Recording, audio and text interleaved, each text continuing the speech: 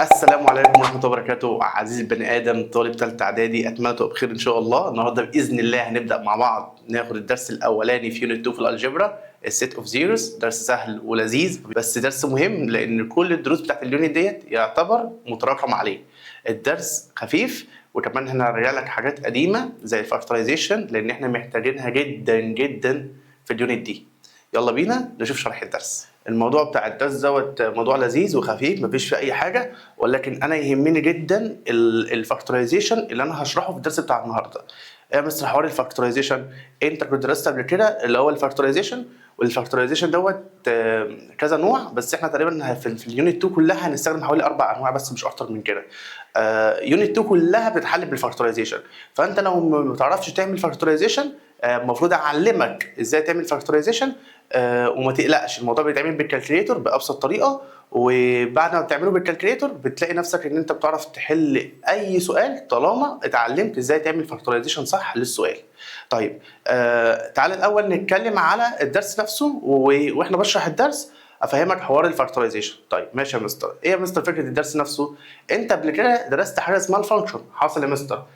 سيبك من الاكزامبلز اللي انا حاططها قدامك دلوقتي، هشرح لك كده حاجه على جنب، وبعدين هرجع ايه للكونسبت بتاع الدرس اللي هو السيت اوف زيروز. لو انت عندك فانكشن شبه دي كده اف اوف اكس مثلا ايكوال ايه؟ اكس باور 2 ماينس 2 اكس، وجيت انا قلت لك بكل بساطه انا عايز اعرف اف اوف 2. تعرف يا مستر اف اوف 2 ان انت تحط مكان الاكس 2. ماشي يا مستر، لما احط مكان الاكس 2 ايه اللي يحصل؟ يبقى 2 باور 2 ماينس 2، ومكان الاكس دي لما احط مكانها 2 يبقى تايمز 2. تحسب الكالكوليتر يطلع معاك زيرو. ماشي يا مستر، طب جيت قلت لك عايز مثلا اف اوف 3، هتقول يا مستر والله اشيل الاكس احطها ب 3، يعني كلام منطقي. يبقى انا عندي 3 باور 2 ماينس 2، ومكان الاكس ديت احط مكانها 3 يعني تايمز 3، طبعا بحطها في براكت. احسب الكلام ده بالكالكوليتر هيطلع معاك ب 3. ماشي؟ طيب ماشي يا مستر، وبعدين انت عايز توصل لايه؟ عايز اوصل بقى ان انت تاخد بالك من حاجه بسيطه. ايه هي؟ هنا الريزلت يا شباب، الريزلت هنا طلع زيرو، الريزلت هنا طلع كام؟ 3. الدرس بتاع النهارده بقى بيتكلم في حاله ان الريزلت عندك يطلع زيرو. ده الدرس بتاع النهارده. طب يعني ايه يا مستر؟ يعني هو بيسالك على حاجه اسمها سيت اوف زيروز. امتى الفانكشن تبقى ايكوال زيرو؟ لما احط الاكس ب 2. يبقى هو اجابتك للدرس النهارده هتبقى 2. هو عايز يسالك ايه الحاجه اللي بتخلي الفانكشن بزيرو، فتقول له بس والله الحاجه اللي بتخلي الفانكشن بزيرو هي 2 بس، بمنتهى البساطه. هو ده الدرس بتاع النهارده. طب بس في مشكله. ايه المشكله؟ ان في رقم تاني غير ال2. يعني في رقم تاني غير ال2 ينفع يخلي الفانكشن بزيرو. طب اللي هو مين بقى؟ هقول لك عليه، بس عشان تعرف توصل له لازم تكون عارف كويس الفاكتورايزيشن. فانا النهارده مقسم لك الدرس اللي هو بالتدريج واحده واحده عشان تعرف تتعامل مع كل المسائل. انا قدامك هنا في 6 مسائل، لكن انت في تقريبا داخل في حوالي مثلا 20 مساله و24 مساله، كلهم افكار. فاهم؟ كل اللي انا هشرحه النهارده انت خدته قبل كده وانت فاهمه، بس الجديد عليك حاجه اسمها سيت اوف زيروز، فانت ما تقلقش، الدرس بسيط والله جدا يعني. بص يا معلم، يجي السؤال ازاي؟ يجي السؤال بالمنظر ده، يقول لك اف اوف اكس اهي، اف مثلا اف اوف اكس ايكوال اكس ماينس 5. انا في اول جزء يا شباب هنا، ركزوا معايا. طيب يجي السؤال يقول لك انا عايز اعرف السيت اوف زيروز. ايه هي السيت اوف زيروز؟ السيت اوف زيروز هي الارقام اللي احطها مكان الاكس تخلي الفانكشن بزيرو.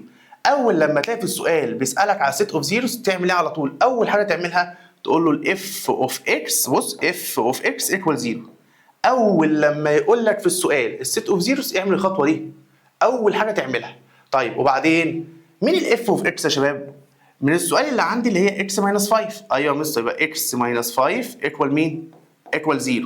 بس كده، شلت الاف اوف اكس حطيت مكانها اكس ماينس 5 اللي هو قال عليها في السؤال فوق اهي. طيب تمام يا مستر، وبعدين اعرف الاكس منها بكام؟ طب اعرف ازاي يا مستر؟ ودي ال5 دي الناحيه الثانيه بالبوزيتيف. ماشي، يبقى الاكس ايكوال كام؟ 0 بلس 5 اللي هي تطلع معاك كام في الاخر؟ 5. يبقى بص اللي انت عرفته ايه؟ ان الاكس بكام؟ ب5. امتى؟ لما تبقى الفانكشن بزيرو. هو ده السيت اوف زيروز. طب بكتب الحل ازاي بقى؟ الحل اللي انت هتاخد عليه درجه بتكتبه ازاي؟ السيت اوف زيروز يا شباب، السيت اوف زيروز ليها رمز.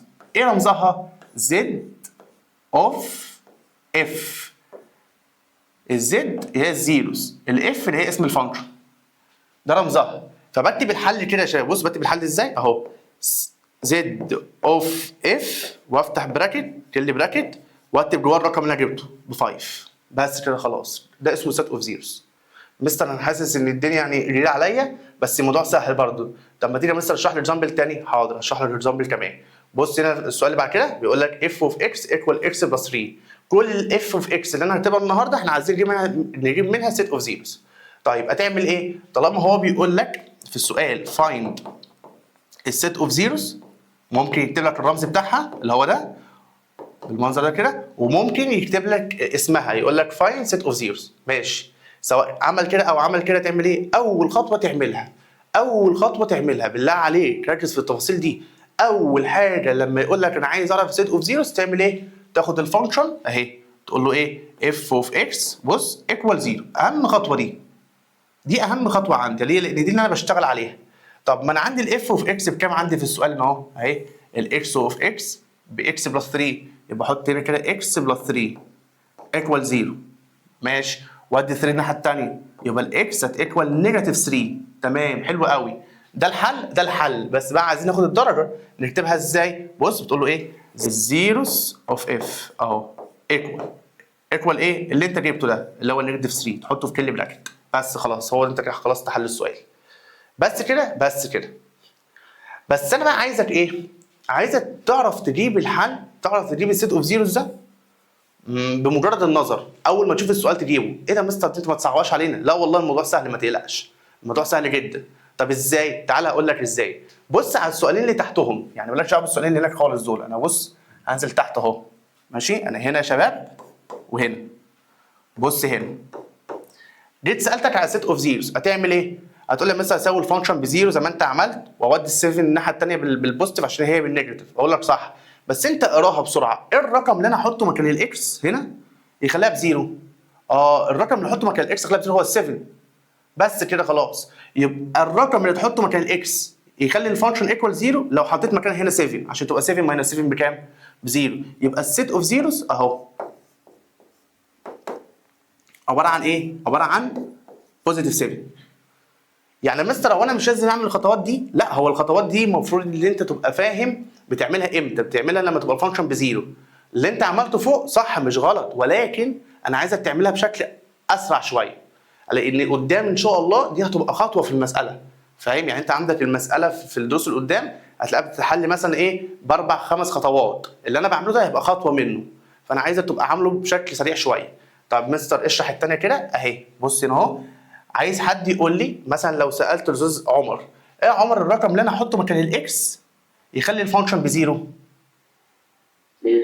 نيجاتيف 5. فتقول لي يا مستر والله الزد اوف اف ايكوال نيجاتيف 5 بس خلاص خلصت المساله. مستر انا حاسس الموضوع تافه جدا، الموضوع تافه جدا والله العظيم. طيب مستر يعني اعملها بخطوات ولا ما اعملهاش؟ لا، طالما انت اتعلمت الخطوه السهله دي اللي هي السريعه اعملها بس الخطوه السريعه. ماشي يا مستر. تعال نشوف المثالين اللي هناك. بص هنا في المثالين هناك بص يا مستر بقى ابتدى يرخم ويجيب لي 2 براكتس. يا عم والله العظيم سهله، والله سهله. اللي فوق تعالى اشرحها لك بالخطوات، اللي تحت تعالى اشرحها لك بالنظره السريعه. تعالى يا مستر اللي فوق اشرح لي بالخطوات. هتعمل ايه؟ مش انت عايز سيت اوف زيروز؟ يبقى الاف اوف اكس اهي ايكوال 0. طب ما هي الاف اوف اكس دي بتتكون من كام براكت؟ من 2 اكس ماينس 1 اكس بلس 3 اهو ايكوال 0. انا شلت الاف اوف اكس اهي شلتها وحطيت مكانها ده بس كده خلاص. طيب المفروض ان انت درست في بريب 1 وبريب 2 لما يكون عندك 2 براكتس الاثنين بيكوال 0، يعني 2 براكتس ما بينهم مالتبلاي بيكوال 0، ده معناه يا اما البراكت الاولاني ايكوال 0 يا اما السكند براكت ايكوال 0. فانت كنت بتعملها ازاي زمان؟ بتعملها كده بتقول اكس ماينس 1 اهي، كنت بتعملها كده بتقول اكس ماينس 1 اللي هو البراكت الاولاني ايكوال 0 وبتشد لاين كده تاخد البراكت الثاني اكس بلس 3 ايكوال 0. تلاقي نفسك بتحلها حل عادي جدا، بتودي ال1 دي الناحيه الثانيه يبقى الاكس هنا بكام؟ ببوزيتيف 1 والاكس هنا بكام يا شباب؟ بنيجاتيف 3 بس خلاص. هي دي الاكسات اللي انت تجيبها. طب الحل بقى اللي انت تاخد عليه الدرجه اهو. بص بتقول له ايه؟ الزد اوف اف السيت اوف زيروز وتفتح براكت وتحط الارقام اللي انت جبتها تحت الاكس اللي هي مره ب1 والمره الثانيه بكام؟ بنيجاتيف 3. يبقى نيجاتيف 3 و1 بس. هو ده الحل اللي تاخد عليه الدرجه بتاعتك. عارفين ده معناه ايه يا شباب؟ معناه ان انا لما احط مكان الاكس 1 واحط مكان الاكس نيجاتيف 3 الفانكشن تبقى بزيرو. بس هو ده معناها. طب كده يا مستر ده الحل بخطوات. طب الحل السريع، الحل السريع اكيد انت عارفه. بالله عليك امتى يكون البراكت ده بزيرو وامتى يكون البراكت ده بزيرو؟ امتى يا فريده يكون البراكت اللي فوق ده بزيرو اللي انا بشاور عليه ده؟ بس خلاص يبقى لما احط مكان الاكس هنا 1 تبقى بزيرو. طب امتى البراكت الثانيه يا فريده يكون بزيرو؟ لما احط مكان الاكس نيجاتيف 3 بس. فراح اقول له الحل السريع ده على طول، مش محتاج ان انا اقعد اعمل ايه؟ كل الستبس ديت. طب ما تيجي نشوف الاكزامبل اللي تحت، تعالى يلا يا ملك. عندي تو براكتس اهم بيسالنا على سيت اوف زيروز اللي هي الزد اوف اف. تقدري تقولي الزد اوف اف ايه من غير ما اعمل خطوات؟ هتبقى نيجاتيف 7. ايوه كده، هنا يا مستر نيجاتيف 7 عشان تبقى بزيرو فعلا. برافو عليك، و4. بس خلاص انت اتعلمت اهم جزء في حصه النهارده. ناخد بقى افكار كتير. طيب حد ملاحظ حاجه؟ ايه يا مستر الحاجه انت عايزنا نلاحظها؟ لما يكون المساله فيها تو براكتس الموضوع بيبقى سهل فيها. طب انت عايز تقول ايه؟ عايز اقول لك ان هي لو ما جاتش تو براكتس انت بتخليها تو براكتس وتعملها فاكتورايزيشن. بس ما تصعبهاش علينا. طب تعالى بص المسائل ديت يلا واحده واحده. بص هنا عندك مثلا المساله الاولى ديت اهي. المساله الاولى دي عايز تحلها بالستبس ولا عايز تحلها بشكل سريع؟ لا عايز احلها بس بشكل سريع. انت عايزني اوفر على نفسي. خلاص اسالك سؤال، مين الزد اوف زيروز هنا؟ هتقول لي يا مستر ثواني، انا عارف يا مستر البراكت ده لما احط هنا 1 تمام، بس يا مستر ايه الاكس اللي واقفه لوحدها دي؟ ما هي الاكس اللي واقفه لوحدها دي معناها ان هي لما تبقى بزيرو نفسها، هي نفسها لما تبقى بزيرو. يبقى هنا زيرو مكان اكس زيرو ومكان اكس دي 1، يبقى السيت اوف زيروز 0 و1. خلصت. مستر انت عايز تقول لما اشوف الاكس واقفه لوحدها كده تبقى زيرو؟ اقسم بالله. طب مستر معلش يعني لو انا عايز احلها بالخطوات اعملها ازاي؟ حاضر يا عم. بص انا هعلمك كل حاجه النهارده، بس في الاخر هتمشي زي ما انا بقول لك، اتفقنا؟ طيب بص هنا اهو، لو انا عايز احلها بالخطوات اروح اقول له الاف اوف اكس ايكوال 0، ادي اول خطوه. هشيل الاف اوف اكس ديت واحط مكانها اللي هو كاتبها اكس براكت اكس ماينس 1 ايكوال 0. طب ما يا مستر انا عندي حاجتين ما بينهم ملتبلاي ايكوال 0، ده معناه ايه؟ معناه يا اما الحاجه الاولى بزيرو يعني الاكس ايكوال 0 دي اول حاجه، والحاجه الثانيه البراكت ايكوال 0. تودي ال1 الناحيه الثانيه تبقى ايه؟ 1. مستر ما انت نفس الارقام اللي انت جبتها. ما انا عارف يا ابني والله. يبقى ساعتها تقول لي الزد اوف اف اي ايكوال، تحط الرقمين اللي جبتهم 0 و1. خلصت المساله. بس كده. انهي احسن؟ طبعا الحل بالنظر اسرع واحسن كمان وافضل، وده اللي انا محتاجه بصراحه في الدروس الجايه. طيب ماشي يا مستر، تعالى كده مستر نشوف الاكزامبل الثاني. نفس الفكره بس هنا عامل لي 2 اكس. هي 2 دي هتفرق معايا؟ في ناس تقول اول ما تشوف 2 دي تقول لي بس يبقى نيجاتيف 2. يا ابني لا يا ابني، ده الكلام ده لو كان ما بينهم بلس، ده هنا ملتبلاي. ده انت لو حطيت هنا نيجاتيف 2 هتبقى دي نيجاتيف 4 عشان ما بينهم ملتبلاي. طب مستر انا عايز احلها الاول بالخطوات. حاضر يا عم. هتعمل ايه؟ تروح تقول له اف اوف اكس اهي ايكوال 0، خطوات اهي. ماشي، وبعدين تشيل الاف اوف اكس تحط مكانها 2 اكس، وهنا اكس بلس 3 ايكوال 0. ماشي، يا اما الجزء الاولاني دوت بزيرو فتقول له 2 اكس ايكوال 0، يا اما البراكت بزيرو. بس كده. طيب هنا يا مستر هتعمل ايه؟ هنا هودي 2 الناحيه الثانيه بالايه؟ بالديفايدد، لان هي ملتبلاي، يبقى الاكس ايكوال 0 ديفايدد 2، يعني الاكس كده بزيرو لما تحسبها بالكالكليت وتطلع معاك بزيرو. ادي عرفت الحل الاولاني اهو. طيب الحل الثاني ودي ال 3 الناحيه الثانيه بالنيجاتيف، يبقى الاكس بكام يا مستر؟ بنيجاتيف 3. بس ادي كده عرفت الحلين. تروح تقول له الزد اوف زيروز اهي، ده الحل اللي تاخد عليه الدرجه بتاعتك 0 ونيجاتيف 3. بس خلاص خلصت. انا بقى مش عايز الحل اللي هو الطويل ده، انا عايزك تنجز معايا. انا عايزك تنجز لان انا زي ما بقول لك كده دي ان شاء الله تبقى خطوه واحده في الدروس اللي قدام. طيب ماشي يا مساله، باين جدا المساله. ايه يا مستر باين من المساله؟ امتى الجزء ده يكون بزيرو وامتى يكون بزيرو؟ لما احط الاكس هنا بزيرو ولما احط الاكس هنا بنيجاتيف 3. فتروح تقول له السيت اوف زيروز اللي هي زد اوف اف هي ايكوال 0 كوما نيجاتيف 3. بس الموضوع انتهى خلاص ومنتهى البساطه. طيب افتح معايا كده المايك يا استاذ ادم. قول لي يا ادم الفانكشن دي يا ادم اللي انا بشاور عليها ايه؟ عايز اعرف الزد اوف زيروز كام وكام؟ السيت اوف زيروز هتبقى 0 كام؟ و3. بس خلاص شاطر. قول لي كده يا استاذ هيثم، عايز اعرف الزد اوف اف هنا ايه الرقم اللي احطه مكان اكس يبقى بزيرو؟ ها؟ زيرو، برافو عليك. طب ايه الرقم اللي احطه مكان اكس يبقى بزيرو؟ الله ينور عليك. بس كده. طيب والله يا مستر الموضوع سهل ولذيذ. طب تيجي بقى نخش بقى في حوار الفاكتورايزيشن. ماشي. بص يا شباب، لو انت هتحل المساله دي بالخطوات هتحتاج تتعلم الفاكتورايزيشن، ولو انت هتحلها بمجرد النظر هتحتاج تتعلم الفاكتورايزيشن.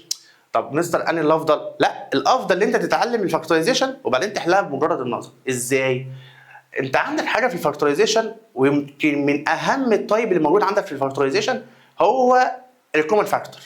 لو انت بصيت فوق ان هو هتلاقي الكومن فاكتور. الكومن فاكتور انت لازم حاجه تشوفها بعينك، انت بتبص للمساله بتعرفها.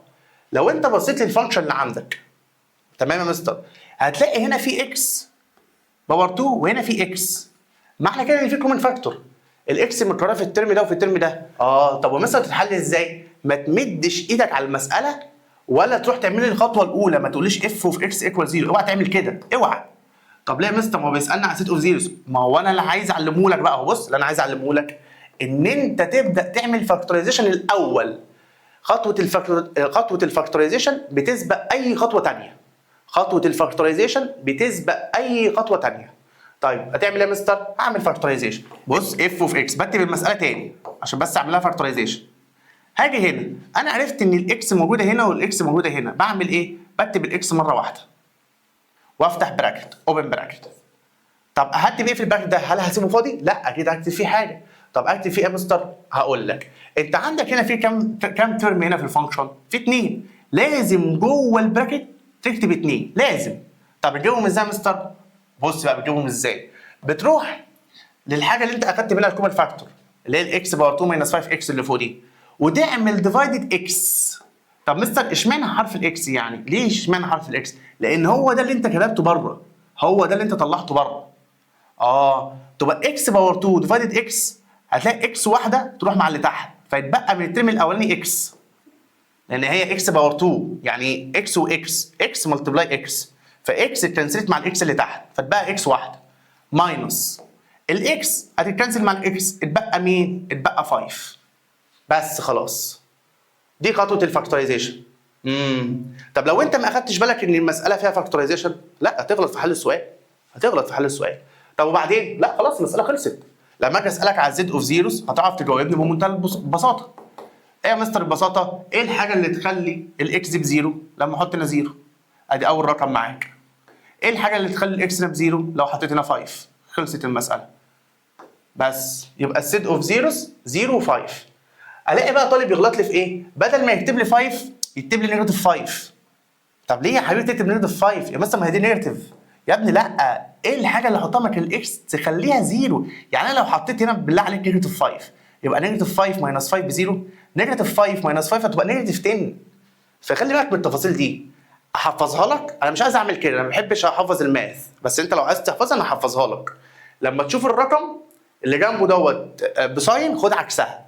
يعني ايه يا مستر؟ يعني ده مثلا نيجاتيف، خده انت بالعكس يبقى بوزيتيف، وهتلاقي نفسك عملت كده في كل المسائل بس انت ما خدتش بالك. يعني بص المساله دي، بص المساله دي شايفها اهي، البراكت ده كان جواه فيه ايه؟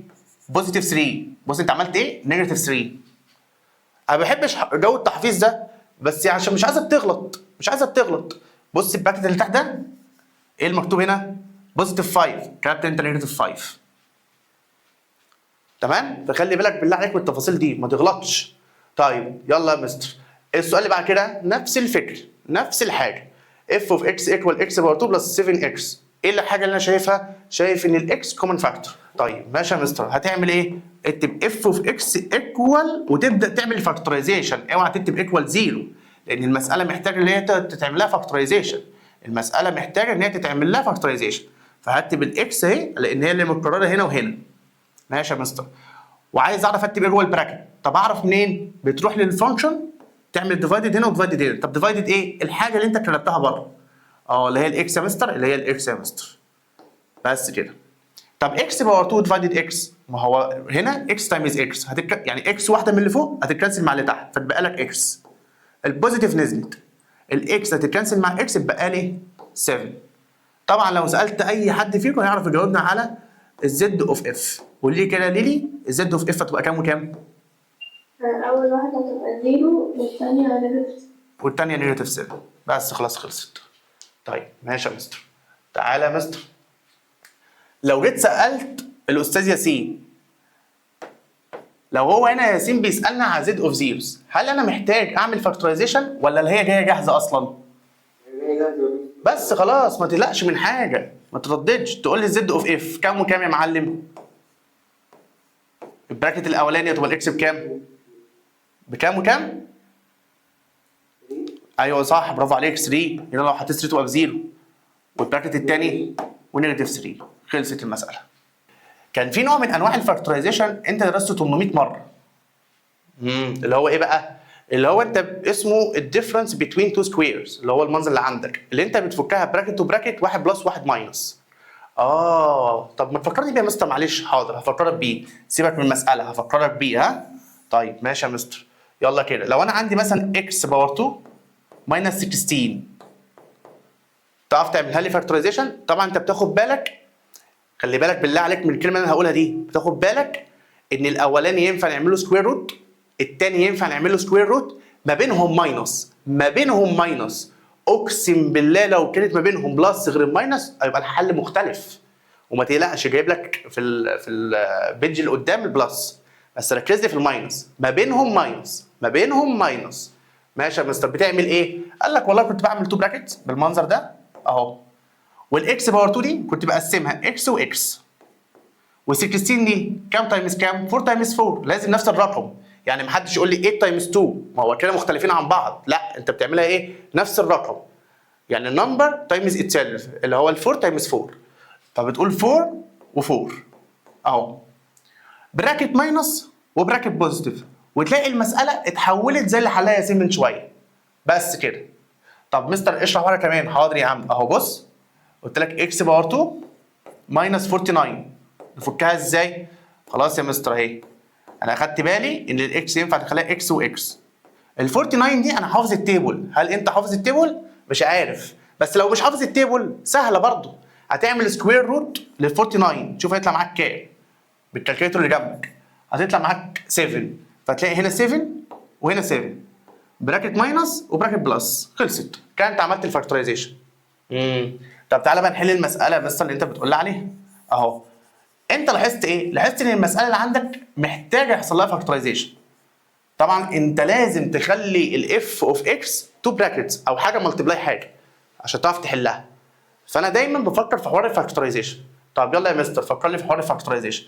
هتعمل ايه؟ الاف اوف اكس ايكوال، اعمل ايه هنا؟ خلاص يا مستر انت عرفتني، اعمل تو براكتس اكس واكس، وال9 دي 3 تايمز 3 اهي، براكت ماينس وبراكت بلس. حد ملاحظ حاجه؟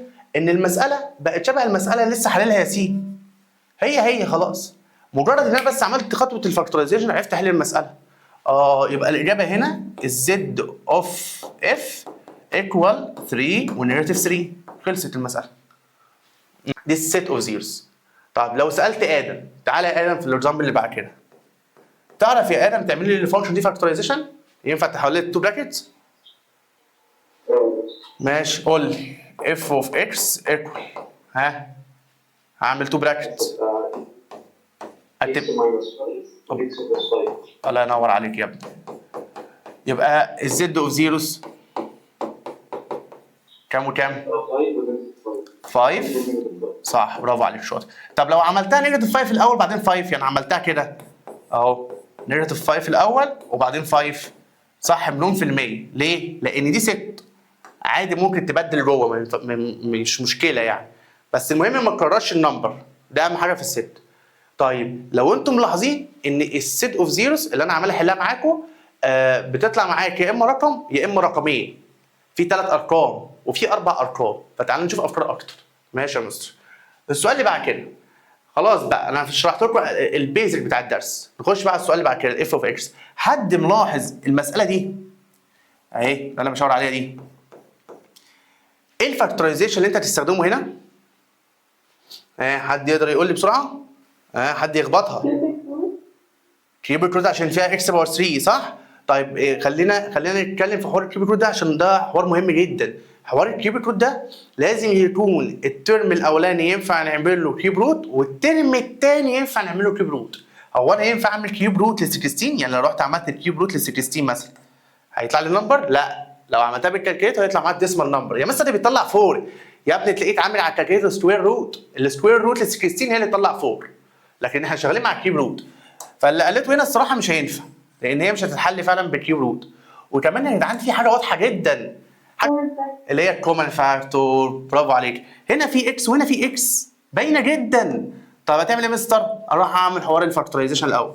اف اوف اكس ايكوال، اعمل الاكس كومن فاكتور اهو. عايز اعرف اكتب ايه جوه البراكت، اعمل ايه؟ اروح للفانكشن اعمل هنا ديفايدد وهنا ديفايدد. طب ديفايدد ايه؟ اللي انت كتبته بره، اللي انت كتبته بره. طيب يبقى هعمل هنا ديفايدد اكس وهنا ديفايدد اكس. اكس باور 3 لما اعملها ديفايدد اكس يعني في اكس واحده هتطير معاها مع اللي تحت، فيتبقى فوق اكس باور 2 ماينس الاكس تتكنسل مع اكس، تبقى مين؟ 16. هل المساله خلصت؟ للاسف، للاسف بقى يا عم عمر المساله ما خلصتش. طب ليه يا مستر؟ لان البراكت اللي انت طلعته لسه محتاج فاكتورايزيشن تاني. ايه ده؟ يعني المساله اللي انت جايبها يا مستر فيها 2 فاكتورايزيشن؟ المساله اللي انا جايبها فيها 2 فاكتورايزيشن. طب وهتعمل ايه يا مستر؟ اروح اعمل لها فاكتورايزيشن برضه. يبقى انا عندي اف اوف اكس ايكوال، الاكس تنزل، البراكت نفسه هيتفك 2 اكس واكس، 4 و4، واحد ماينس واحد بلس. يبقى انت هنا في المساله ديت عملت كام فاكتورايزيشن؟ عملت 2. مستر ما الدرس كان ماشي حلو، الدرس كان ماشي حلو يا مستر، كنا بنعمل 1 فاكتورايزيشن والموضوع بيخلص. ايه حوار الاثنين ده؟ اعمل لك ايه؟ مش افكار عندك، وعايز اقول لك انت اكتر حاجه تعملها في الفاكتورايزيشن ان شاء الله 2، مش هيجي اكتر من كده باذن الله. طيب ماشي يا مستر، خلاص انا كده عملت الفاكتورايزيشن اهوت، وبعدين خلاص بقى طلع لي الزد اوف اف، الست اوف زيروز. يلا يا عم عمر قول لي كده يا عمر، الزد اوف زيروز هنا مين؟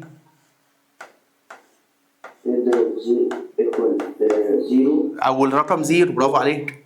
عمر قال اول رقم زيرو عشان دي اكس واقفه لوحدها. الرقم الثاني يا عمر 4، برافو عليك. الثاني عارفين ده معناه ايه يا شباب؟ ان عندك ثلاث ارقام لو حطيتهم مكان الاكس في الفانكشن الاصليه اللي هي الفانكشن اللي انا شغال عليها اصلا هيطلع لك الفانكشن بزيرو. يعني لو رحت للفانكشن الاصليه، بس انا امسح كده عشان تاخد بالك، لو رحت للفانكشن دي اهي، شلت كل اكس حطيتها مره بزيرو هتلاقي الفانكشن طلعت معاك زيرو.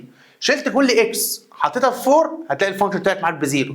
شلت كل اكس حطيتها بنيجاتيف 4 هتلاقي الفانكشن طلعت معاك بزيرو. يبقى دي اول مساله معانا تطلع 3 فاليوز. طيب تعالى يا مستر في الاكزامبل بعد كده. خلاص بقى يا مستر انا الحمد لله رحت عند الدكتور وشفت المساله، لقيت ان هنا في كومن فاكتور. خلاص يا مستر حلو، يبقى اقول له الاف اوف اكس ايكوال، اعمل الاكس كومن فاكتور. لما اخد الاكس من هنا واكس من هنا هيتبقى هنا اكس باور 2 ماينس 49. طيب هل خلصت؟ لا، البراكت اللي انت جبته لسه محتاج فاكتورايزيشن. مستر هو انت بتعرف منين يا مستر؟ من الاكس باور 2. بصراحه انا لما بشوف حاجه اكس باور حاجه ببقى عندي احساس ان هي عاملاها فاكتورايزيشن، بركز اكتر فبلاقي ان هي ديفرنس بين تو سكويرز، ينفع تعملها براكت وبراكت، بس بركز اكتر. لكن مش معنى كده ان اي اكس باور 2 ينفع نعملها فاكتورايزيشن.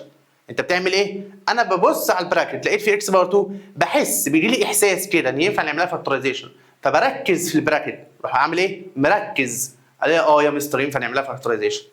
طيب اعمل ايه تاني يا مستر؟ خلاص بقى اعملها فاكتورايزيشن، سيب الاكس زي ما هي. بص الاكس بتنزل، عارفين في الدروس اللي قدام الاكس ديت لو ما نزلتهاش المساله بتبوظ منك، هتني بعلمك للدروس قدام.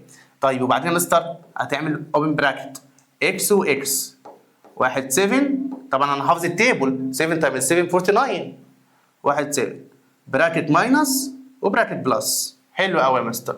خلاص اروح اقول له بقى ايه الزد اوف اف. تقدر تقول لي يا هيثم الزد اوف اف كام وكام وكام؟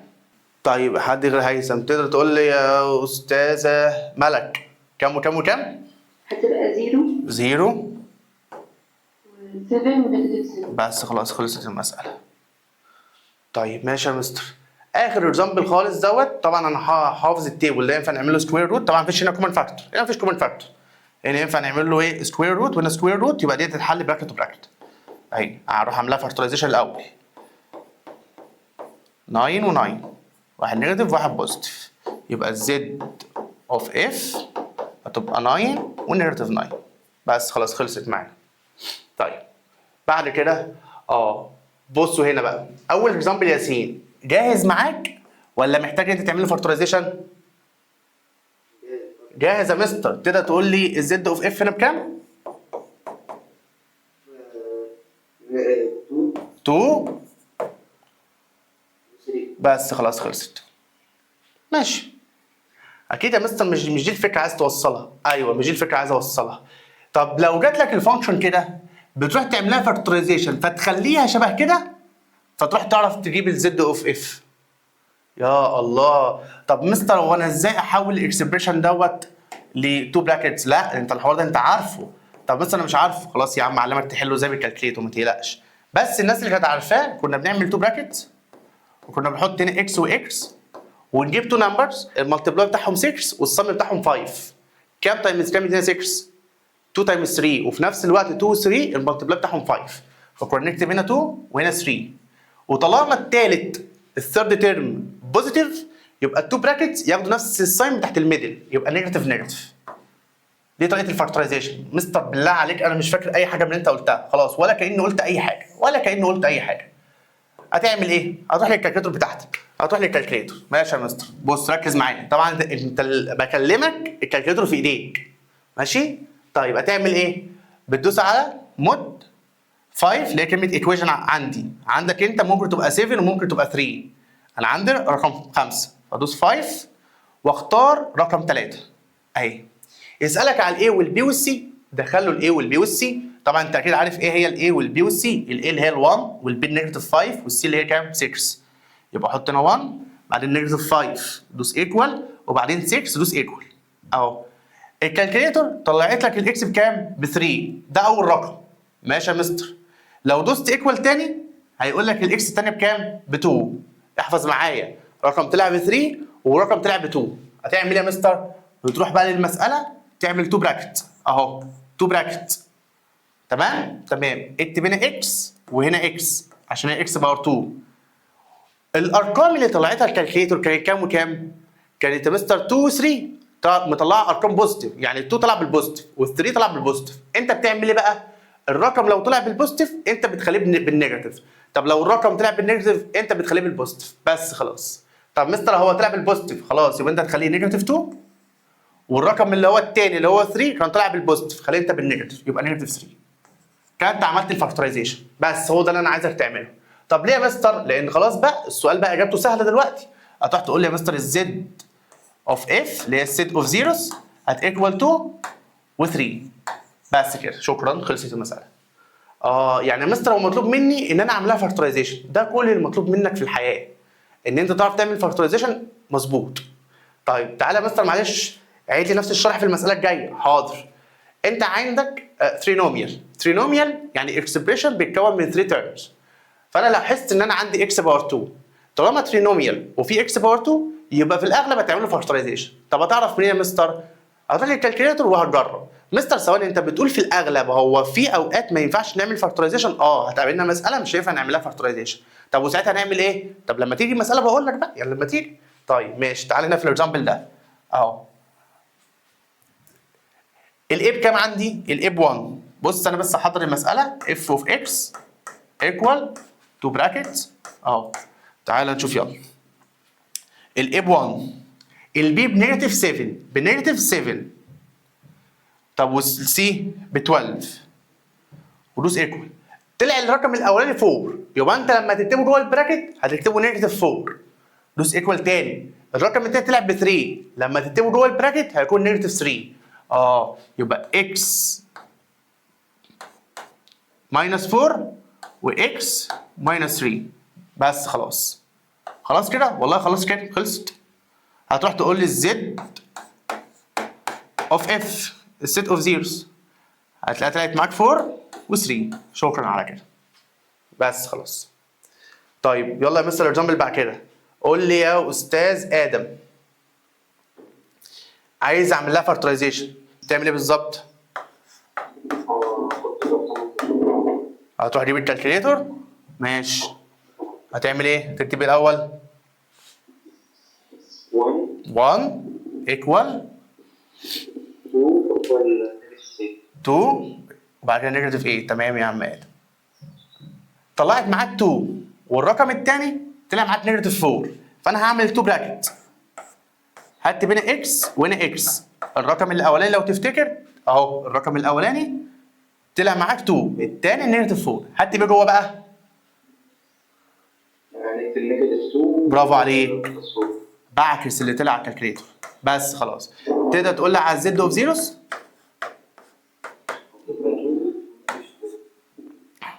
يبقى السيت اوف زيروز عباره عن 2 ونيجاتيف 4.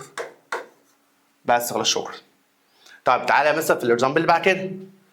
هتعمل ايه؟ نفس الفكره، مفيش حاجه جديده، اعمل نفس الحاجه. اروح للكالكليتور، بس هنا لما تروح تستخدم الكالكليتور هيطلع لك رقم واحد على الكالكليتور. مستر يعني ايه؟ بص، مش انت متعود تعمل اف اوف اكس وبعدين بتعمل 2 براكتس، بتعمل هنا اكس وهنا اكس. بص الكالكليتور هتعمل ايه؟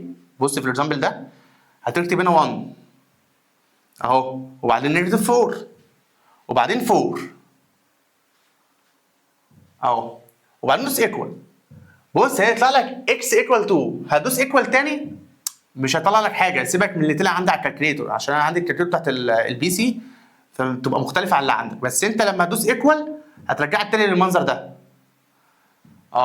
يعني مثلا انت عايز تقول ايه؟ عايز تقول ان الاكس طلع برقم واحد بس اللي هو 2، وانت عايز رقمين عشان انت عندك 2 براكتس، فبتعمل ايه؟ بتكرر الرقم، بتكرر الرقم. هو طلع 2، فانت المفروض تكتبه جوه البراكت نيجاتيف 2، فبتعمل كده، اكتب نيجاتيف 2 وكرره تاني نيجاتيف 2. بس كده، هو ده اللي انا عايزك تعمله. طب مستر الزد اوف اف، والله يا مستر البراكت الاولاني 2 صح، طب والبراكت الثاني 2 برضه، اكتب 2 تاني؟ لا ما ينفعش تكرر جوه الست. فبتعمل ايه؟ بتكتب 2 مره واحده وتقفل البراكت. بس خلاص خلصت. هو كده. طيب المساله الاخيره، حد ملاحظ حاجه فيها؟ الكومن فاكتور. الكومن فاكتور يا مستر، لو بصيت على كل اللي فات اللي احنا حليناه ما كانش فيه كومن فاكتور. هنا في كومن فاكتور. طب تقول لي يا مستر اهو، يبقى اف اوف اكس ايكوال، اخد الاكس كومن فاكتور. طب عايز اعرف اكتب ايه جوه البراكت. انا مقتنع بحاجه مليون في المية. ايه هي؟ ان جوه البراكت ان انا هكتب كام ترم؟ 3. كام ترم؟ 3. طب ليه؟ لان الفانكشن اصلا 3. طب اجيبهم ازاي؟ هعمل ديفايدد اكس وهعمل ديفايدد اكس وهعمل ديفايدد اكس. اشمعنى الاكس؟ لان دي اللي انت كتبتها بره. ماشي. اكس باور 3 ديفايدد اكس تبقى اكس باور 2 ماينس اكس باور 2 ديفايدد اكس تبقى 5 اكس ماينس الاكس تروح مع الاكس هيديني مين هنا؟ 24. طيب وبعدين البراكت نفسه، البراكت ينفع نعمله فاكتورايزيشن اهو. تعالى كده نشوف. اروح الكالكليتور، هتكتب ايه؟ 1 وبعدين نيجاتيف 5 وبعدين نيجاتيف 24. نيجاتيف يا مستر 24. ماشي. ودوس ايكوال، تلعب ب 8 والتاني بنيجاتيف 3 اهو. يبقى الاف اوف اكس، الاكس تنزل زي ما هي والبراكت الكبير يتفك 2 اهو. تعمل هنا اكس وهنا اكس. طيب وبعدين الكالكوليتور طلعت لك بوزيتيف 8، تعمل انت نيجاتيف 8. وطلعت لك نيجاتيف 3، تعمل انت بوزيتيف 3. وتروح تقول له مين؟ الزد اوف اف. يبقى 0 و8 ونيجاتيف 3. خلصت المسألة. بس كده. طيب تعالى مثلا نشوف أفكار تانية. نفس الفكرة بس هو هنا في حاجة مختلفة شوية. إيه هي؟ أنت هتعرف تجاوبني هنا بسهولة. هتعرف تجاوبني هنا بسهولة في الجزء ده. لما أجي أسألك على الإكس هنا تقول لي يا مستر والله الإكس اللي تخلي الفانكشن بزيرو في الجزء ده هي نيجاتيف، هي 5. فأنا هقول لك صح. طب هنا بقى تعرف تجاوبني؟ يا مستر بقى حوار ال2 ده. ايه حوار ال2 ده؟ ما انت لازم تاخد بالك من حاجه. ايه هي؟ ان ال2 دي تروح ناحيه ديفايدد. يعني ايه يا مستر؟ افهمك. مش انت عارف لو انت حطيت مكان ده كده، حطيت مكان 1 تبقى 1 ماينس 1 بزيرو؟ بس دي مش اكس، دي 2 اكس، دي 2 اكس. فايه اللي يحصل؟ فتقول لي 2 اكس ايكوال 1، فال2 تروح ناحيه الثانيه بالديفايدد، يبقى 1 اوفر 2. يبقى الاجابه هنا 1 اوفر 2. دخلنا بقى مستر بقى في قصه الهاب والقصه الحزينه دي. انا مش حاسس ان في قصه حزينه بصراحه. انت بتشوف الرقم اللي موجود هنا كام ده؟ نيجاتيف 1، يبقى المفروض ده يكون 1. زي دي كده، دي كانت كام؟ نيجاتيف 5، يبقى المفروض هنا يكون بوزيتيف 5. طب دي كام؟ نيجاتيف 1، فالمفروض يكون هنا كام؟ 1. بس دي مش اكس، دي مش اكس، دي 2 اكس. فلسه هتعمل ايه؟ لسه تودي 2 تحت بالديفايدد. طيب لو كانت كده، لو كانت كده بص اهي، لو كانت اف اوف اكس وهنا 3 اكس ماينس 1 ومثلا 5 اكس بوزيتيف 2 اهو، هتحلها ازاي؟ والله يا مستر ده المفروض يكون 1 عشان 1 ماينس 1 بزيرو. طيب فانت هتعمل ايه بقى؟ هتقول له يبقى 3 اكس على جنب كده، 3 اكس ايكوال 1. طبعا مع الحل كتير مش هتعملها على جنب، هتعملها في دماغك. هتودي الناحيه الثانيه بالديفايدد تبقى الاكس ب 1 اوفر 3. بس يبقى كده الجزء الاولاني. يبقى انت عرفت الرقم الاولاني في زد اوف زيروز ان هو هيكون 1 اوفر 3. طب هو ده المفروض يكون بكام؟ ده كده عشان يطلع بزيرو المفروض تبقى نيجاتيف 2، صح ولا لا؟ عشان تبقى نيجاتيف 2 بلس 2. بس دوت مش اكس، ده 5 اكس، فتعملها على جنب كده 5 اكس ايكوال نيجاتيف 2. تودي ال 5 الناحيه الثانيه بالديفايدد يبقى الاكس ايكوال نيجاتيف 2 اوفر 5. يبقى تحط كده نيجاتيف 2 اوفر 5. بس خلاص خلصت. طب تعالى مثلا نشوف الاكزامبل ده. طبعا الاكزامبل ده انت واخد بالك ان هو محتاج ان احنا نعمله فاكتورايزيشن الاول. طيب هتعمل ازاي مستر فاكتورايزيشن؟ تعالى نشوف. اهو اف اوف اكس ايكوال، نعمل 2 براكت. تعالى مستر روح للكالكوليتور بتاعتك اهو. هبدا اعمل ايه يا عم عمر؟ هندخل 2 وبعدين نيجاتيف 7 وبعدين 6.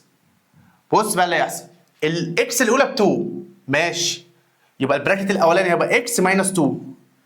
عارف يا عمر بقى لما ادوس ايكوال تاني ويطلع لك 3 اوفر 2، عارف يا عمر هتكتب ايه في البراكت التاني؟ مش المفروض اخليه نيجاتيف؟ صح، يبقى نيجاتيف. انت عايز تعملها كده اكس نيجاتيف 3 اوفر 2 صح مليون في المية. ولكن كان في حركة بعلمها لك، الحركة دي انا محتاجها دلوقتي. لما كان بيطلع هنا فراكشن كنت اقول لك ايه؟ ودي 2 هنا. حصل ولا ما حصلش؟ انا بقى محتاج بقى الحركة دي دلوقتي، محتاجها دلوقتي. طب مستر يبقى انا هشيل 2 من هنا، خلي بالك اهو شلت 2 وحطيته هنا اهو. الحركة دي هتنفعنا في الدروس اللي قدام كتير جدا. طب وبعدين خلاص بقى اروح اجيب الايه؟ الزد اوف ايه؟ اوف اف هتبقى 2 وهنا المفروض يكون ب 3 بس عشان معاه 2 هعمل ديفايدد 2 يبقى 3 ديفايدد 2. بس كده خلاص خلصت.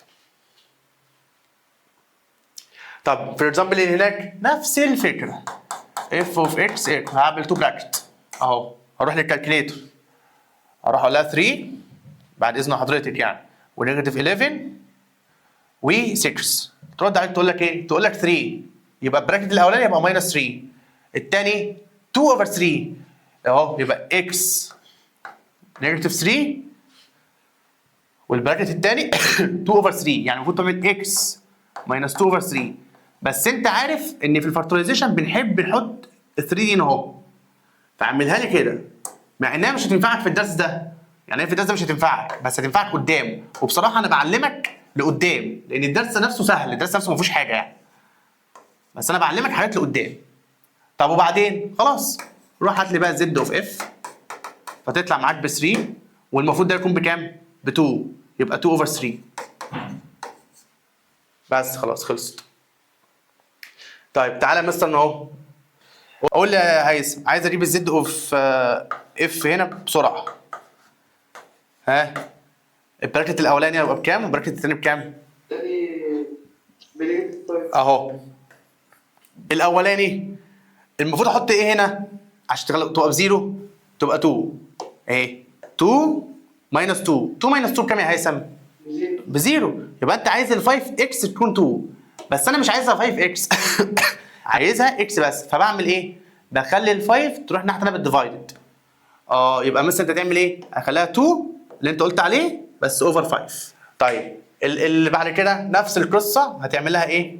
فاكتورايزيشن 2 براكتس. تعالى هنا اهو يلا. يلا يا فريده جهزي نفسك. 5 ونيجاتيف 7 و2 تطلع معاك الاولاني ب 1 والتاني ب 2 اوفر 5. يبقى اكس طلع كام الاولاني؟ ب 1 يبقى نيجاتيف 1 والتانية هيبقى 5x ماينس 2.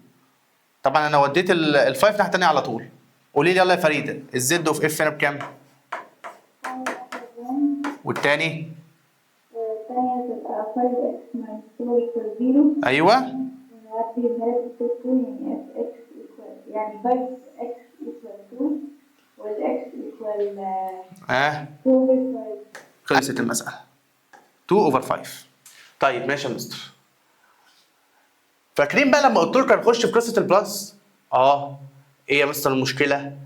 هقول لكم على حاجة. ايه هي؟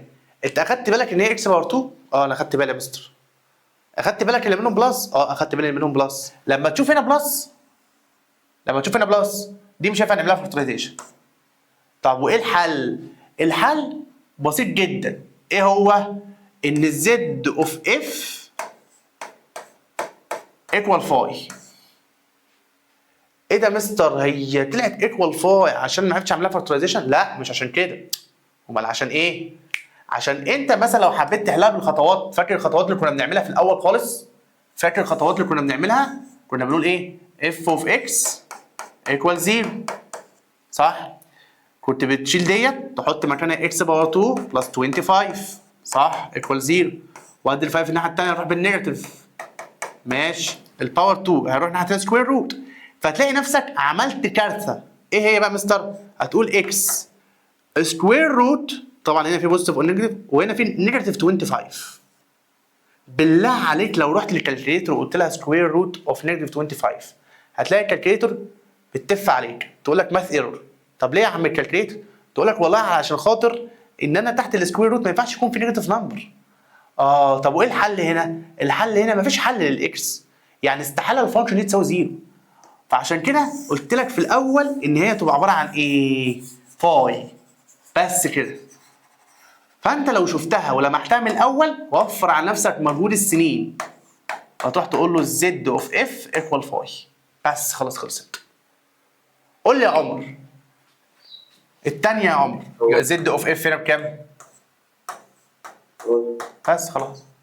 طب الزد اوف اف هنا يا عمر بكام؟ فاي برضه يا مستر. ليه؟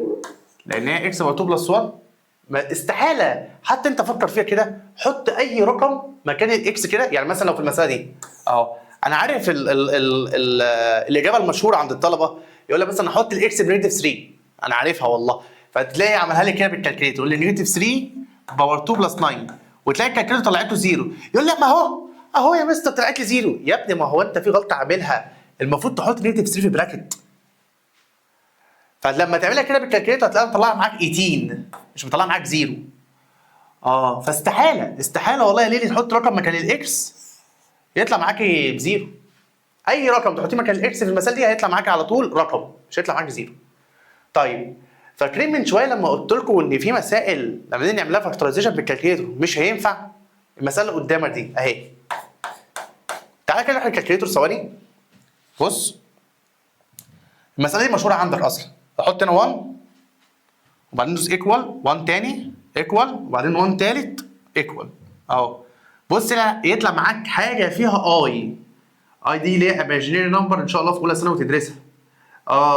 طب مثلا دي يعني ايه الحل؟ ما خلاص ما ينفعش نعملها فاكتورايزيشن. طب وايه الحل يا مستر؟ بص الحل تروح تقول له زد اوف اف ايكوال فاي بس خلاص. طيب تعالى نشوف الاكزامبل بعد كده. اف اوف اكس هنا بكام؟ ب 5. عارفين دي اسمها كونستانت فانكشن درستها في الترم الاولاني. انا بقول لك ايه الحاجه اللي تحطها مكان الاكس تخليها بزيرو مش ب5؟ هو اصلا فين الاكس اللي انت تحط مكانه حاجه؟ يعني اصلا الاكس مش موجوده. يعني مفيش اكس مرتوبه جنب ال5، فمفيش حاجه تحطها مكان الاكس اصلا، مفيش اكس اصلا تحط مكانها حاجه عشان تطلع بزيرو. الفانكشن دي اسمها كونستانت، هتفضل طول عمرها ب 5، استحاله تبقى بزيرو. فساعتها هنا تقول لي زد اوف اف ايكوال فاي، بس كده. فتعلمها لو عندك اف اوف اكس ايكوال اني نمبر ما عدا الزيرو طبعا، يعني 1 2 3 4 نيجاتيف 5 نيجاتيف 7 نيجاتيف 18 اي نمبر، تروح تقول لي يا مستر والله زد اوف اف ايكوال فاي، بس خلاص خلصت. اللي قدامك على البورد كل المسائل بتاعت الزد اوف زيروز لما تيكوال فاي. فاتمنى تكون فهمت البورد اللي قدامك. حد فيكم محتاج اي حاجه في البورد اللي قدامك؟ طيب تعالى مثلا نشوف المساله دي. بص بقى هنا اف اوف اكس ايكوال ايه؟ اف اوف اكس ايكوال 0. هنا الفانكشن اصلا ايكوال 0، انت مش محتاج تحط حاجه عشان تخليها بزيرو، انت هي الفانكشن اصلا ايكوال 0. طيب ودي الاجابه بتاعتها فاي؟ لا، الاجابه هنا مش فاي، هنقول الزد اوف زيروز ايكوال ار ريل نمبرز. يعني ايه يا مستر؟ يعني لو حطيت اي حاجه مكان الاكس ديت هتفضل بزيرو، يعني الاف اوف 1 بزيرو، الاف اوف 2 بزيرو، الاف اوف اي بتنجان نيجاتيف 7 بزيرو. طب ليه؟ لان الفانكشن نفسها بتيكوال 0. فالاجابه هنا يا شباب ار. دي سبيشال كيس عندك كده لازم تبقى عارفها. الاجابه هنا ار ريل نمبرز، كل الارقام. اتفقنا؟ اتفقنا. خلصنا الدرس، اخر نوع من انواع الفاكتورايزيشن، وخلصنا شرح الدرس الاساسي. طيب وبعدين يا مستر عندك بقى الاكس باور 3 بلس 8. مالك كانت قالت يا مستر من قيمه شويه لما شافت اكس باور 3 قالت ان احنا نحلها عن طريق الايه؟ الكيوب روت، وهي كانت قصدها نعمل فاكتورايزيشن اللي هو براكت صغير براكت كبير. مالك ساعتها ما كانش عندها حق، ليه؟ عشان ساعتها كان في كومن فاكتور. لكن مالك دلوقتي عندها حق. ليه بقى؟ لان النوع الرابع معانا في الفاكتورايزيشن اللي هو بيكون براكت صغير وبراكت كبير. طيب ازاي يا مستر؟ اهو تقول له اف اوف اكس لما تلاقي اكس باور 3 وده ينفع نعمل له كيوب روت. طبعا انت اكيد عارف ان الكيوب روت لل 8 ايكوال 2، انت بتجرب بالكالكليتر. فتعمل ايه؟ تعمل براكت صغير وبراكت كبير. تمام؟ طب مستر ده بيتعمل بالكالكليتر؟ لا ده ما بيتعملش بالكالكليتر. وده بيتعمل ايه؟ بالستبس، بيتعمل بدماغك، مش لازم كالكليتر يعني في النوع ده. طيب ماشي يا مستر نعمله ازاي؟ اقسم بالله سهل، والله سهل. لو جبت البراكت الصغير سهل جدا توصل للبراكت الكبير، سهل جدا. وسهل جدا ان انت تجيب البراكت الصغير. ازاي؟ افكركم كنت بتعمل ايه عشان تعمل فاكتورايزيشن هنا؟ كنت بتروح تقول ايه؟ كيوب روت للفيرست وكيوب روت للسكند. الكيوب روت يا شباب للاكس باور 3 بتبقى اكس، لان الباور 3 بيروح مع الكيوب روت، فهنا اكس. تمام؟ ده بالنسبه للجزء الاولاني. انا دلوقتي يا شباب بجيب البراكت الصغير وبعدين اعمل كيوب روت ل8 تطلع معاك 2 وبتحط نفس الساين اللي هي البلس. البراكت الصغير لو جبته بالسلامه البراكت الكبير هتجيبه بألف سلامه. ازاي يا مستر الكلام ده؟ تعال اقول لك. حد فيكم مش فاهم ازاي جبت البراكت الصغير؟ البراكت الصغير فيه مشكله؟ انا عملت كيوب روت هنا وهنا بس. طب البراكت الكبير بتجيبه من الصغير. ازاي؟ بص بتمسك الاكس تعملها باور 2 تكتبها هنا، تمسك ال2 تعملها باور 2 تكتبها هنا يبقى 4، وتعملها على طول بوزيتيف، على طول التالت بوزيتيف على طول. ماشي. وفي النص بتعمل ايه؟ بص بقى بتعمل الاكس مالتيبلاي 2 مالتيبلاي الاكس يعني 2 اكس، تحط هنا 2 اكس. بس بقى في مشكله في الساين اللي هنا. الساين اللي انت هتحطها هنا اهو، الساين اللي هنا بتبقى عكس البراكت الصغير. يعني لو البراكت الصغير بالبوزيتيف تعمل انت ايه؟ نيجاتيف. بس خلاص هو ده الفاكتورايزيشن اللي انا عايزك تبقى ايه؟ عارفه. ماشي يا مستر خلاص انا كده عرفت الفاكتورايزيشن. عايز بقى اجيب الزد اوف اف. هتقول لي ثواني يا مستر انا عارف الزد اوف اف هنا بكام؟ بنيجاتيف 2. بس يا مستر البراكت الكبير ده، هو البراكت الكبير ده عشان هو ترينوميال بيتكون من 3 اروح اعمله 2 كده؟ هقول لك ماشي، هاخدك على قد عقلك واعمله كده. اقول لك ماشي. عارف لما تروح تعمله بالكالكوليتر ايه اللي يحصل؟ هيطلع لك اي يبقى ملهوش ارقام للاكس في حاله ان هي ايكوال 0. طب وبعدين يا مستر اتعلمها بقى، ايه هي؟ دايما البراكت الكبير، تاني دايما البراكت الكبير، دايما البراكت الكبير ما بيكونش ليه سوليوشن، بس بتقف على كده. يعني ايه؟ بتقول نيجاتيف 2 وتقفل البراكت يا عمر، بس خلاص. البراكت الكبير، البراكت الكبير في الفاكتورايزيشن ده ما بيكونش ليه سوليوشن في حاله الزيرو، فبتسكت. شكرا، انت اخرك نيجاتيف 2. انا بشتغل هنا مع البراكت الصغير بس. طب مستر معلش يعني واحده تاني، تعالى يا عم نشوف الاكزامبل اللي بعد كده اهو. الاكزامبل ده اف اوف اكس ايكوال براكت صغير وبراكت كبير. عرفت مين يا مستر؟ بالكيوب روت. انا خدت بالي ان هنا ينفع نعملها كيوب روت وهنا ينفع نعملها كيوب روت. طب ما كيوب روت للاكس باور 3 اكس، انا دلوقتي بجيب البراكت الصغير، وكيوب روت ل 27 تبقى 3 ونفس الساين بتحطها نيجاتيف. حد فيكم مش فاهم البراكت الصغير؟ البراكت الصغير ما فيهوش حاجه. طيب تعال بقى نجيب البراكت الكبير، نعمله ازاي؟ كل اللي انت هتعمله هتقول الاكس الاولى نعملها باور 2، يبقى اكس باور 2 اهي. ال 3 نعملها باور 2، 3 باور 2 يعني 9، حط هنا 9 وعلى طول بوزيتيف، على طول بوزيتيف، سواء نيجاتيف او بوزيتيف على طول بوزيتيف. طب اللي في النص بتعمل ايه؟ بتقول الاكس تايمز 3، اكس تايمز 3 بكام يا مستر؟ اكس تايمز 3 ب 3 اكس. بس كده. عكس الساين دي تحطها هنا بوزيتيف. كده انت عملت الفاكتورايزيشن. بصراحه يعني انا هاجي معاك سكه ودغري، الفاكتورايزيشن في الدرس دوت مش مفيد اصلا، بس انا بعلمه لك لحاجه قدام، بس هو هيساعدنا برضو ان احنا نجيب الحل هنا، اللي احنا اصلا عايزين نجيب ايه؟ الزد اوف زيروز. اهو الزد اوف زيروز بنجيبه من البراكت الصغير بس، لكن البراكت الكبير لو رحت عملته بالكالكليتر هيطلع معاك اي، يبقى الحل بتاعك هو ده بس، خلصت. بتجيبه من البراكت الصغير. طيب تعالى هنا يا مستر، نفس القصه، نفس الحاجه هتعملها، تمام؟ يبقى الاف اوف اكس براكت صغير براكت كبير، اعمل كيوب روت هنا وكيوب روت هنا، فايه اللي يحصل؟ دي تبقى اكس ماينس 4، يبقى هنا اكس باور 2 وفي الاخر بوزيتيف 16، واعمل 2 ملتبلاي يبقى 4 اكس، واحط عكس الساين بوزيتيف. لما اجي اجيب الزد اوف اف ما اجيبهاش من البراكت الكبير، من الصغير بس اللي هي ال4. خلصت. طيب نيجي بقى في المسألتين دولت، حد ملاحظ حاجه؟ ها يا فريده ملاحظه حاجه في المساله ديت؟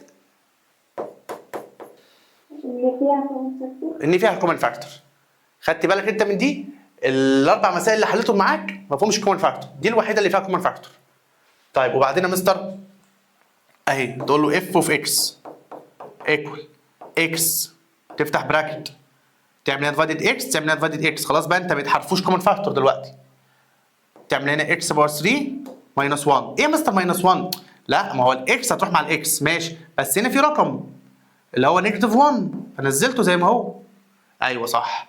وبعدين البراكت ده اكس باور 3 ينفع نعمل له كيوب روت، والسكند بتاعه ينفع نعمل له كيوب روت اللي هو ال1، فهتلاقي نفسك بتعمل له فاكتورايزيشن برضه. يبقى تروح تقول له الاف اوف اكس ايكوال الاكس تنزل، البراكت ده يتفك 2. طب الاولاني هعمل كيوب روت للاولاني وكيوب روت لل1، فتطلع معاك اكس ماينس 1. طب وبعدين عايزين بقى البراكت الكبير، البراكت الكبير بتجيبه من الصغير، بتعمل الاكس باور 2 اهي، وتعمل ال1 باور 2 تفضل 1 زي ما هي، لان 1 باور 2 ب1، والتالت على طول بوزيتيف، على طول بوزيتيف. وبعدين في الاخر بعمل ايه يا زمالك؟ بعمل الاكس ملتبلاي ال1، 1 ملتبلاي الاكس باكس. بس بقى دي المشكله بقى اللي انت هتنساها، ان انت بتعكس الساين بتاعتهم اللي هنا، يعني دي بالنيجاتيف تخليها هنا بالبوزيتيف. طب حد ليه؟ ما انا اقول ملك، تقدر يا ملك تقول لي الزد اوف اف هنا بكام؟ برافو عليكي. بس ولا في رقم؟ في رقم تاني؟ برافو عليك صح. ملك قال لك البراكت الكبير مش هاخد منه حاجه، والله شاطره. حد عنده تعليق على قالته ملك؟ او ملك ناسيه حاجه؟ مش في اكس هنا؟ الله ينور عليك، في اكس هنا يا مستر في الاول. الاكس دي بزيرو، خدت بالك منها يا ملك؟ تمام يا مستر. فهمتيها ولا في مشكله؟ شفتوا التفاصيل ديت؟ تفاصيل مهمه. طب اقسم بالله الاكس دي هتبهدلك في الدروس اللي قدام لو ما خدتش بالك منها. اللهم بلغت. تعال هنا يلا يا مستر. الاف اوف اكس نفس القصه، كومن فاكتور يا عم عمر. يبقى باخد الاكس كومن فاكتور، فبقى هنا اكس باور 3 بوزيتيف 64. يلا يبقى الاف اوف اكس انزل الاكس ده يتفك 2 براكت، واحد صغير واحد كبير. هنا اكس بلس 4، طبعا انا ايه عملت 2 بروت هنا على طول وعملت 2 بروت هنا على طول. والتاني هيبقى اكس باور 2 اكس باور 2 وفي الاخر هنا تبقى بوزيتيف 4 و 4 تايمز اكس تبقى لا بوزيتيف 4 ايه تبقى 16 يا مستر ركز. ماشي حاضر. دي هتبقى 16 يعني انا بعمل ال 4 باور 2 يا عم ياسين تبقى 16. طيب وبعدين بعمل الاكس تايمز 4 بكتب هنا 4 اكس عكس الساين، هنا بوزيتيف تحطها لي هنا نيجاتيف. الزد اوف زيروز هسأل مين بقى؟ هسأل ملك عشان ما تغلطش تاني. ها يا ملك كام وكام؟ هتبقى 0 ونيجاتيف 4. خلاص نيجاتيف كام؟ مش هي انت قلت نيجاتيف كام؟ ما سمعتش. نيجاتيف 4. نيجاتيف 4 تمام. بس يبقى 0 ونيجاتيف 4 وده ماليش دعوه بيه. خلصت. طيب عندك الكلاس وورك، عندك 6 اسئله، ال6 اسئله يتحلوا معاك تقريبا في اقل من 3 دقائق. حلو يلا وابعتوا لي على الواتساب. اول واحده كلكم حليتوها صح، قلتوا اللي هي تبقى 1 ونيجاتيف 2 ماشي. الثانيه قلتوا 0 و1 زي الفل مفيش مشكله. الثالثه في بعضكم اتلخبط فيها. ايه يا مستر بقى اللخبطه؟ انت المفروض تحط مكان الاكس رقم تخلي الفانكشن بزيرو. نيجاتيف 3 تايمز كام تبقى بزيرو؟ اكيد يا مستر مكان الاكس بزيرو، بس يبقى الاجابه هنا زيرو بس. طب للناس اللي اختارت نيجاتيف 3 وزيرو، طب ما هو انت ليه اخترت اصلا نيجاتيف 3؟ او انت لما تحط مكان الاكس هنا يا عم ادم تحط كده نيجاتيف 3 اهي، تحط كده نيجاتيف 3. طبعا هنا في مالتبلاي 3 تايمز نيجاتيف 3 هيطلع معاك كام؟ هيطلع معاك نيجاتيف 9. نيجاتيف 9 مش هيطلع معاك زيرو، يبقى الاجابه زيرو بس. الا بقى لو انت حطيت هنا نيجاتيف 3 وعملتها لي ماينس، قلت 3 ماينس 3، لا هنا في مالتبلاي ما بينهم. فهمت يا ملك؟ فهمت يا ادم؟ تمام. اللي بعد كده انتوا كلكم عملتوها صح. فاي ودي ار ويبقى معاك الحل اللي هو سي. تعال بقى نشوف السؤالين دولت لسه كنا نحلهم مع بعض بس نحلهم تاني. عندك الاف اوف اكس هنا باينه جدا. باينه ايه يا مستر؟ ان هي فيها كومن فاكتور يا عم عمر. فاول حاجه اروح اقول له الاف اوف اكس ايكوال اعمل اكس كومن فاكتور. طب عايز اعرف اكتب ايه جوه يا مستر؟ خلاص بقى هتروح هنا تعمل ديفايدد اكس وهنا ديفايدد اكس فتطلع معاك اكس ماينس 3. يبقى الاجابه 0 و3 بس. يبقى السيت اوف زيروز اللي هو بيسأل عليها ديت السيت اوف زيروز هتبقى كام وكام؟ 0 و3. طب الثانيه ده ترينوميال هنروح نحله بالكالكليتر. يلا يا استاذه ليلي حلها بالكالكليتر وقولي لي الحل هيبقى كام وكام. ماشي ثانية. ماشي كلكم يلا جربوها بالكالكليتر عشان مش عارف ليه حاسس ان ليلي ممكن تتلخبط. مش المفروض ان دي هتبقى فاي اصلا. الاستاذه ليلي عمال تعملها بالكالكليتر وعمال تطلع معاها اي فهي قلقانه هي بتعمل حاجه غلط. لا صح يا استاذه ليلي فاي فعلا، لان انت لما تعملها بالكالكليتر هتطلع معاك ايه؟ اي يعني الحل بتاعك فاي. هيبدا بقى السؤال دلوقتي يجي بالعكس. دي بقى ده يعتبر الفكره الثانيه في الدرس. خلاص الفكره الاولى شبعنا منها حل، ندخل بقى على الفكره الثانيه في الدرس. ايه بقى الفكره الثانيه في الدرس؟ ان هو يجي في السؤال يقول لك على الزد اوف اف. ايه ده مستر مش دي كنت بجيبها؟ هو قال لك عليها بقى. يا الله طب ده ايه الحل؟ حلها في منتهى الهبل، والله في منتهى الهبل. ركز معايا في اللي هنعمله. اول لما تشوف الزد اوف اف ديت، اول لما تشوفها تعمل ايه؟ اكتب لي كده اف اوف ايكوال 0. طب ايه مثلا نحط جوه البراكت؟ اللي هنحط جوه البراكت اللي مكتوب في السيت اوف زيروز اللي هو كام؟ ال2. حط هنا 2 بس كده خلاص. كده انت عملت البدايه اللي انت هتشتغل عليها. مثلا كده حليت المساله، اقسم بالله كده حليت المساله. كده انت هتكمل يعني وهجيب بقى الحل، بس دي البدايه، دي اهم خطوه. تاني نعيدها تاني.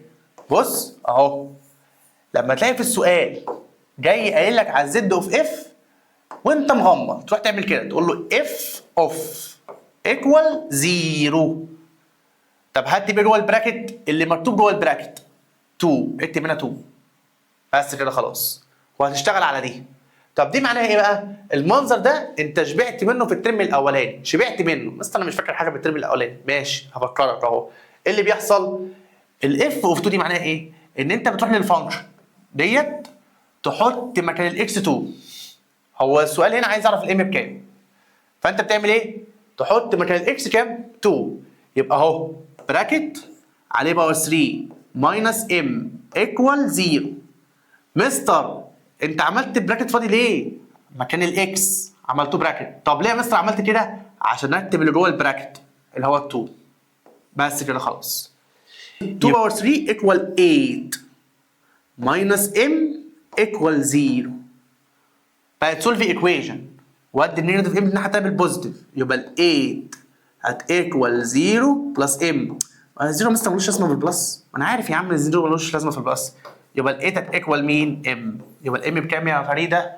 ب 8. بس دي فكرتها. مستر انا حاسس ان انا عايز احل تاني على الفكره دي، بس كده عينيا الاثنين. بص يا معلم اهي، شايف المنظر ده؟ اول لما تشوف تعمل ايه؟ تروح تقول له اف اوف ايكوال 0 وتحط رقم جوه هنا. طب اجيب رقم منين؟ يا ده يا ده، حط 1 مثلا.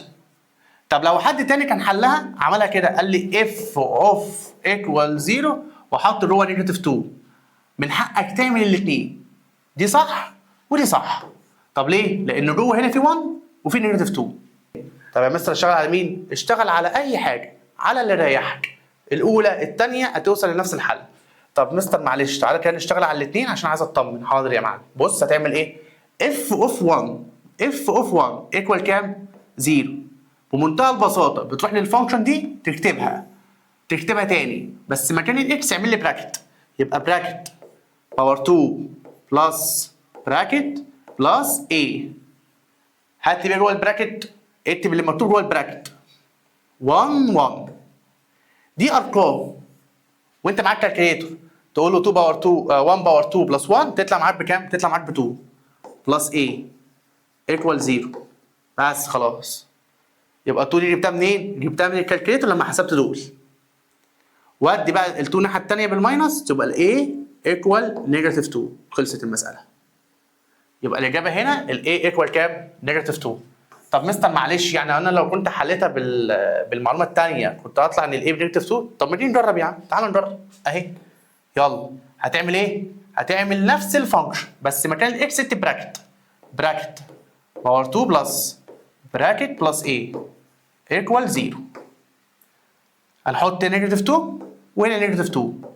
دي ارقام تطلب من الكالكوليتر انها تحسبها لك. لما تحسبها الكالكوليتر تطلعها لك 2 بلس a ايكوال 0. وادي 2 الناحيه الثانيه تطلع معاك ان الايه بكام؟ بنيجاتيف 2. سواء استخدمت المعلومه دي او المعلومه دي هتوصل لنفس الحل. طبعا انت في الامتحان يعني هتعمل لي حاجه واحده مش هتعمل الاثنين، انا بحل معاك بالاثنين عشان اقنعك الاثنين صح. طيب ماشي يا مستر، تعالى هنا يلا. يلا يا استاذه فريده، اول لما اشوف المنظر ده هعمل ايه؟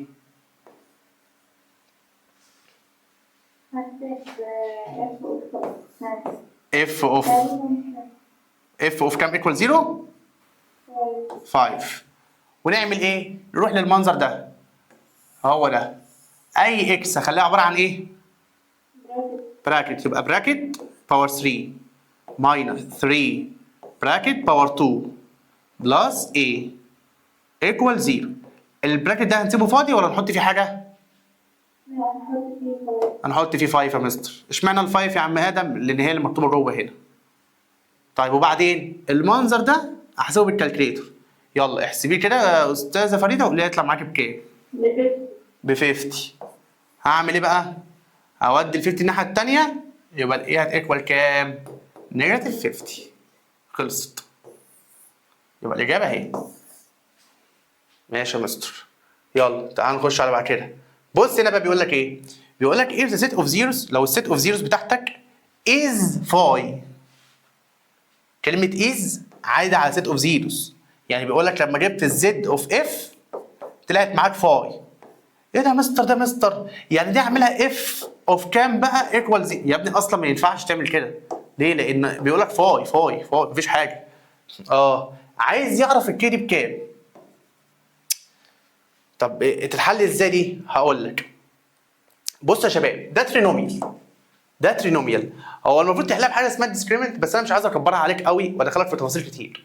هي الفكره في ايه؟ فاكرين من شويه كنا بنحل مساله شبه كده، قلت لكم المساله دي مشهوره عندك x باور 2 بلس x بلس 1. حليناها بالكالكوليتر طلعت معانا اي. لما الاستاذه اللي حلتها وقلت لها ممكن تتلخبط اهي، شايفينها؟ طلعت معانا اي، فاخترنا ايه؟ فاي. حد واخد باله ان الكوفيشنت هنا 1 والكوفيشنت هنا 1 والكوفيشنت هنا 1؟ يا مستر دي حقيقه فعلا. بص هنا هو عمل ايه بقى في السؤال؟ خد بالك الكي. انت بقى تعمل لي الكي بكام؟ ب1 بس كده. للتاكد هتروح للكالكوليتر وتعمل ايه؟ تحط هنا 1 وهنا 1 وهنا 1. لو طلعت معاك اي يبقى الاجابه فاي، يبقى انت ماشي صح. طب روح للكالكوليتر وحط مثلا رقم زي ال2 كده، تحطه هنا كده مثلا، هتلاقي الكالكوليتر بيطلع معاك ارقام. هتلاقيها مطلعه معاك رقم، سواء كان انتيجر او ديسمال مش هتفرق معايا، المهم ان هي طلعت معايا رقم. طالما طلعت معاك رقم يبقى معنى كده ان الزد اوف زيروز مش هتبقى ايكوال 5. هي هتيكوال 5 في حاله واحده بس، لما تبقى بكام عندك؟ لما تبقى كيب 1 بس.